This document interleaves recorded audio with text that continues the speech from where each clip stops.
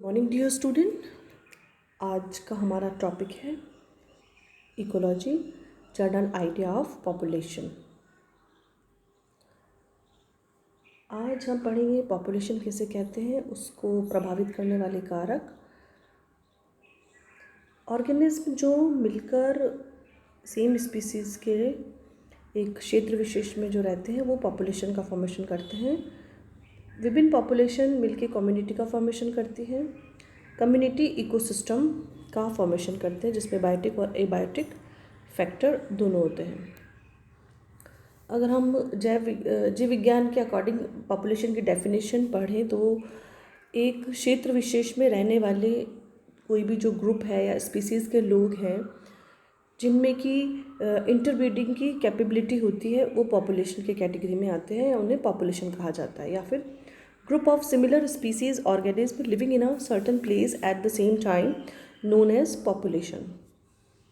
Population के जो characteristic हैं वो है size, density and distribution. Size हम संख्या भी कह सकते हैं, पर संख्या के साथ साथ वहाँ पर उस जगह के बारे में और टाइम भी बहुत इम्पोर्टेंस रखता है। तो अगर हम किसी भी पॉपुलेशन के साइज़ को बता रहे हैं तो हम ऐसा बोलेंगे किसी क्षेत्र विशेष में रहने वाले निश्चित समय में जो मेंबर्स हैं या किसी भी स्पीसीज़ की जो संख्या है वो उसकी साइज़ है। Factors that affect the size of population is natality, mortality. Factors that affect the size of a population is natality, mortality, number of species that are born। जो भी किसी स्पीसीज़ में नंबर ऑफ इंडिविजुअल पैदा हुए हैं वो जन्म दर में आते हैं, और उसी समय में जितने इंडिविजुअल्स की मृत्यु हुई है वो उसकी मृत्यु दर कहलाती है।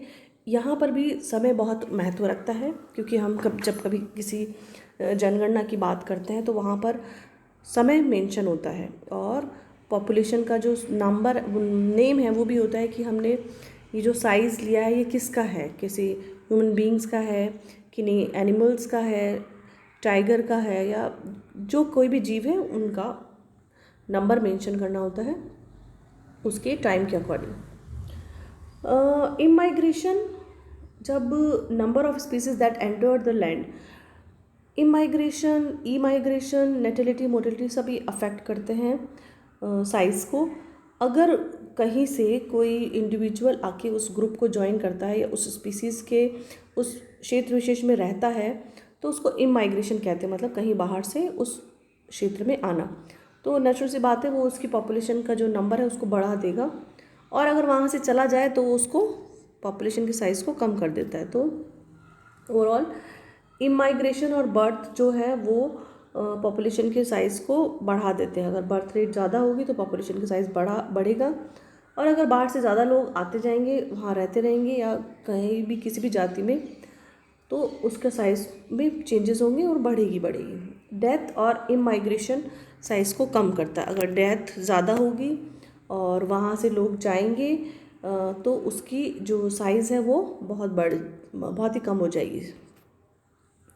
पॉपुलेशन का जो साइज़ का पिरामिड है उसको 3 प्रकार से प्रदर्शित किया गया है। पहला है एक्सपेंसिव पॉपुलेशन पिरामिड्स, जिसमें कि यंग एज के जो ग्रुप होते हैं वो बहुत ज़्यादा होते हैं, और इस प्रकार की जो पिरामिड्स होते हैं या इस प्रकार का जो ग्राफ होता है वो बढ़ता ही बढ़ता है, वहाँ पर पॉपुलेशन का साइज़ इंक्रीज़ होगा।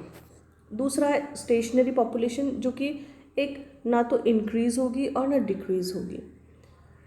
तीसरा है कंस्ट्रक्टिव पॉपुलेशन, जहाँ पर कि लोअर परसेंटेज होती है यंग वंस की, और यहाँ पर जो परसेंटेज है वो डिक्लाइन होगा। ये ग्राफ है, ये पिरामिड्स हैं, और ये एक बार डायग्राम्स की तरह इनको प्रदर्शित किया गया है। ये बार है, ये मेल और फीमेल्स हैं। यहाँ पर जो एज है, एज ग्रुप को बता रखा है, जैसे यहाँ पर 0 से लेके 85 एज ग्रुप तक के इंडिविजुअल हैं।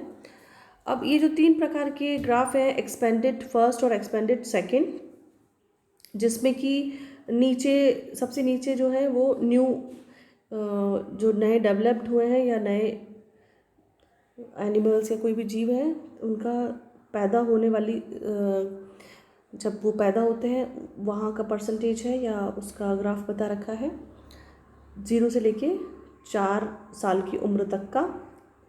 और ये धीरे धीरे यहाँ पर कम हो रहा है। इसका मतलब ये जो जनन में जो इंडिविजुअल है मेल और फीमेल दोनों का नंबर जो कम एज है या ओल्ड एज वालों से बहुत ज़्यादा है। तो जब इनका नंबर ज़्यादा होगा तो नेचुरल सी बात है पॉपुलेशन का साइज़ बढ़ेगा ही बढ़ेगा, क्योंकि ये एज बहुत ज़्यादा है और मतलब इनका नंबर ज़्यादा है। तो ये जो ग्राफ है नीचे वाला ये बढ़ रहा है, ये सबसे ज़्यादा है। इसका मतलब इस पॉपुलेशन में नए जो जन्म दर है वो बहुत ज़्यादा है। और मृत्यु दर, क्योंकि यहाँ पर जो ओल्ड एज के पीपल हैं वो उनके नंबर बहुत कम है तो मृत्यु दर कम है। इस प्रकार का जो पिरामिड्स होता है वो एक्सपेंडेड टाइप का होता है और यहाँ पे जो साइज़ होता है पॉपुलेशन का बहुत अधिक इंक्रीज़ होता रहता है। दूसरा ये इस प्रकार का है स्टेशनरी, जिसमें कि ये जो लेवल है यहाँ पर नए पैदा होने वाले बच्चों का जो नंबर है वो एक मतलब ना ज़्यादा है ना कम है, ये इस प्रकार का शेप है। और मतलब ये स्टेबल है, जितने जन्म दर है उतने ही उनकी मृत्यु दर होगी या उतने ही, क्योंकि ओल्ड एज का जो या बहुत ज़्यादा ग्राफ जो है इसमें ज़्यादा डिफरेंस नहीं है इन दोनों में और नंबर सेम ही है कुछ कुछ। तीसरा है ये इस प्रकार के जो ग्राफ है कंस्ट्रक्शन टाइप का, यहाँ पर ये जन्म दर जो है बहुत कम है। तो और ये जो है जहाँ पर जनन क्षम्य मेल और फीमेल का जो नंबर है वो ज़्यादा डिफरेंट नहीं है ओल्ड एज वालों से। तो क्योंकि ये नंबर कम है तो ये वाला कम होने की वजह से यहाँ पे नए जो जन्म लेने वाले बच्चे हैं उनके नंबर कम होने की वजह से ये नेगेटिव में भी जाएगा, क्योंकि कुछ समय बाद ये जब बड़े होंगे यहाँ इस वाली एज में आएंगे तो इनका नंबर कम होने की वजह से ये नेगेटिव में चला जाएगा ये वाला ग्राफ। अब ये यहाँ पे कुछ कंट्रीज़ बता रखी हैं जिसमें कि वो प्रदर्शित कर रहा है कि किस कंट्री का क्या स्टेटस है। जैसे कि यूनाइटेड स्टेट का बता रखा है, ये जर्मनी का बता रखा है और ये कॉन्गो का बता रखा है। इस प्रकार के ग्राफ जो हैं वो प्रदर्शित करते हैं कि किसी भी पॉपुलेशन का साइज़ बढ़ेगा या घटेगा, क्योंकि अगर वहाँ पर नए जो जन्म लेने वाले हैं या जनन क्षम में जो पेयर है उनका नंबर कितना है उससे डिपेंड करता है कि साइज़ बढ़ेगा या कम होगा। अब है डेंसिटी को घनत्व कहते हैं हिंदी में। और यहाँ पर जैसे हम बोलें कि 100 गायें हैं प्रति हेक्टेयर में, या हम पेड़ों की भी बात करें 1 हेक्टेयर में 1000 पेड़ हैं, तो वो उसकी डेंसिटी है, घनत्व है, वो कितने पास पास उपस्थित हैं। और कई क्षेत्र जो होते हैं बहुत अच्छे उपजाऊ जहाँ हर प्रकार की सुविधा होती है तो वहाँ डेंसिटी बहुत ज़्यादा होती है, हर चीज़ की सुविधा होती है, तो वहाँ जो कोई भी एनिमल हो या ह्यूमन बीइंग हो वहाँ रहना ज़्यादा पसंद करते हैं, तो इसको डेंसिटी कहा जाता है। तो नंबर ऑफ इंडिविजुअल और species living in a particular area of that population is known density. Distribution describe the spacing of organism relative to each other, एक दूसरे से कितना डिस्टेंस में है वो उसका डिस्ट्रीब्यूशन कहलाता है। कि ये 3 पैटर्न होते हैं, क्लम्प्ड, यूनिफॉर्म और रैंडम। इसको इस तरह से समझते हैं, क्लम्प्ड मतलब ये एक समूह में रहते हैं, क्लम्प्ड अलग अलग ये समूह हैं, जैसे कि फ़िश वगैरह। अब जब ये छोटे फिश या अपने पक्षियों को भी देखा होगा वो एक झुंड में उड़ते हुए दिखाई देते हैं, ये फिशेस भी इस तरह झुंड में एक साथ जाती हैं तो उसको क्लम्प्ड कहते हैं। दूसरा है यूनिफॉर्म, ये अगर हम इनकी डिस्टेंस देखें तो ये बिल्कुल पास पास नहीं चिपके हुए, सब ने कुछ कुछ डिस्टेंस में एक दूसरे से, क्योंकि इनको सनलाइट चाहिए तो पूरी तरह से इनको मिल पाए। अगर ये पास पास चिपके रहेंगे या जो भी इनका मैटर है अकॉर्डिंग टू देम ये एक डिस्टेंस में है, तो एक पर्टिकुलर यूनिफॉर्म तरीके से। दूसरा है रैंडम, ये पेड़ पौधे जो लगे हुए हैं जहाँ उनका बीज गिर गया वहाँ उग गए हैं, तो ये एट रैंडम है। इस वजह से इनको हम जब देखते हैं तो इस प्रकार से दिखाई देता है, या अब इसको समझें। Clump distribution, the organism are concentrated in an area, it may offer the population protection from enemies. यहाँ एक गुच्छों में या समूह में दिखाई देते हैं ये क्लम्प्ड में, जिससे ये अपने शत्रु से अपनी रक्षा कर सके। यूनिफॉर्म में ये एक पैटर्न में अरेंज रहते हैं इनका डिस्ट्रीब्यूशन। नेक्स्ट है random, there is no specific order in random distribution, the organism is spread throughout the area without an overall pattern. मतलब ये किसी भी पैटर्न में डिस्ट्रीब्यूट नहीं होते, ये बस रैंडमली अरेंज रहते हैं। अब है पॉपुलेशन ग्रोथ। पॉपुलेशन की ग्रोथ जैसे अभी हमने पढ़ा, अब ये ग्रोथ जो है वो बढ़ेगा कम होगा ये क्या है। एक और इन्वायरमेंटल फैक्टर है जो कि वेरी करता है पॉपुलेशन की ग्रोथ को। The growth of population depends on the balance of mortality and natality. अब जैसे एक हाउस फ्लाई का एक एग्जांपल लें। हम एक हाउस फ्लाई को देखते हैं जो कि हमारे घर में रहती है, होती है, आ जाती है कहीं से भी, और इसके जो एग्स होते हैं ये 120 अंडे दिए जाते हैं एक फ्लाई के द्वारा, और ये एक दिन में ही हैच हो जाते हैं सब, और 6 दिन लगते हैं इनको प्यूपा में, और 6 ही दिन लगते हैं इनको एडल्ट में कन्वर्ट होने में। इतने समय के बाद ये जब 2 सप्ताह पूरे हो जाते हैं तब ये जो एक सिंगल पेयर है वो 120 अंडे देने लायक हो जाते हैं। अगर मान लीजिए हर एक ये जैसे 120 एग्स हैं ये सभी हैच हो जाएं और इन सभी के द्वारा इतने इतने एग्स दिए जाएं, फिर वो मतलब ये तो इतने सारे फ्लाइज हो जाएंगी कि हमें पूरे आसमान में या हमारे पूरे घर की उसमें सब जगह हाउस फ्लाई दिखाई देंगे, लेकिन ऐसा होता नहीं है। ये इनका बायोटिक पोटेंशियल है, मतलब एक जो फ्लाई है वो 120 अंडे दे सकती है, ये इनका बायोटिक पोटेंशियल है।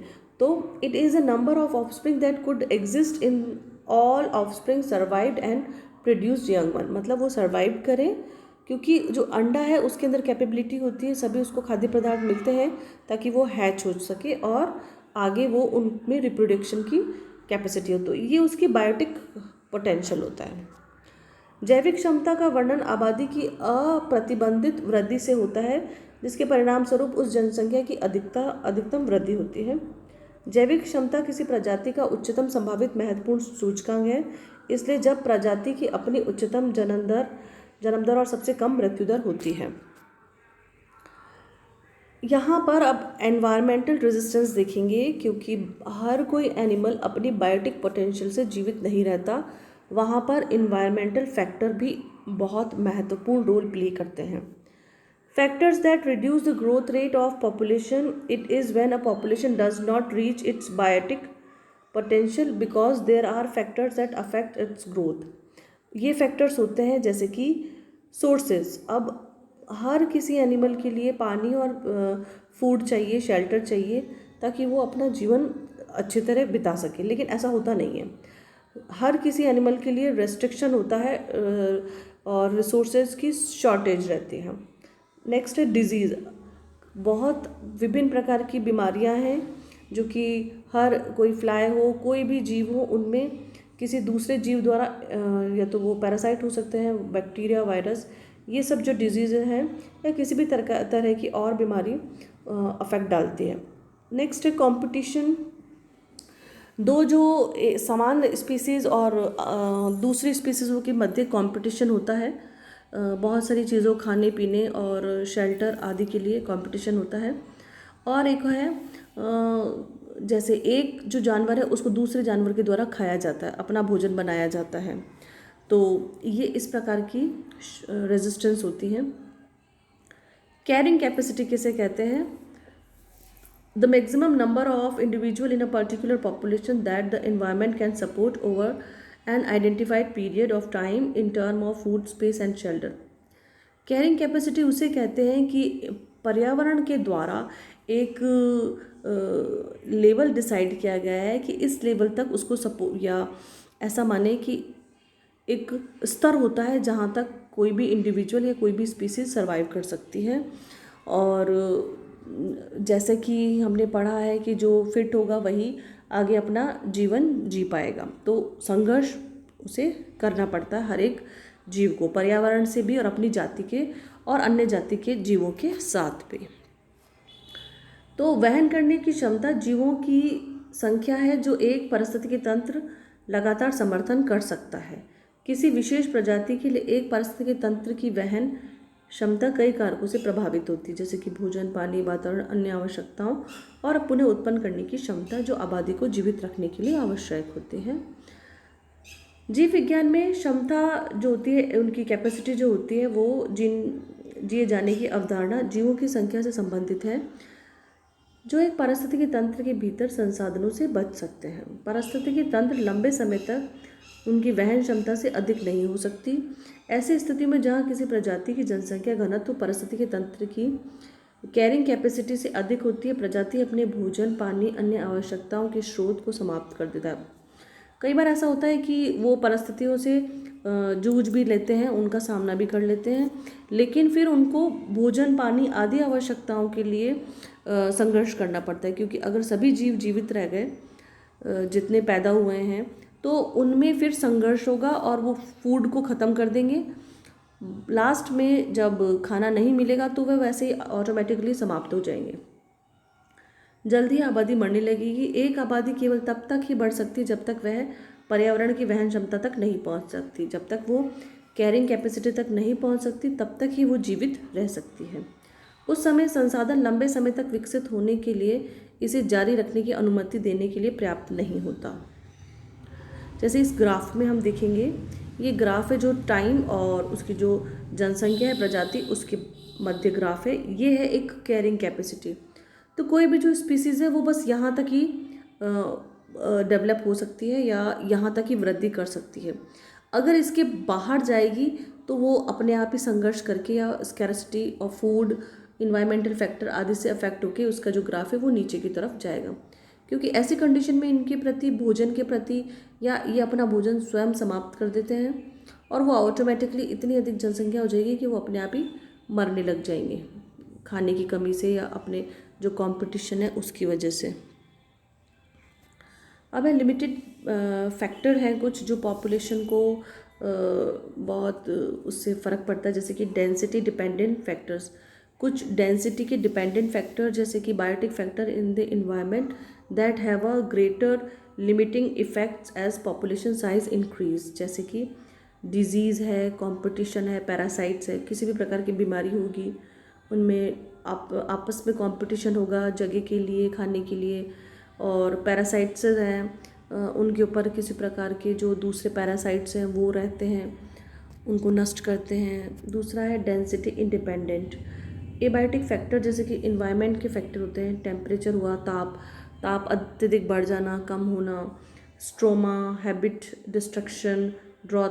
तो ये सब जो फैक्टर्स होते हैं किसी भी इंडिविजुअल की लाइफ या पॉपुलेशन के साइज़ को या पॉपुलेशन की जो ग्रोथ है उसको अफेक्ट करते हैं। Thank you.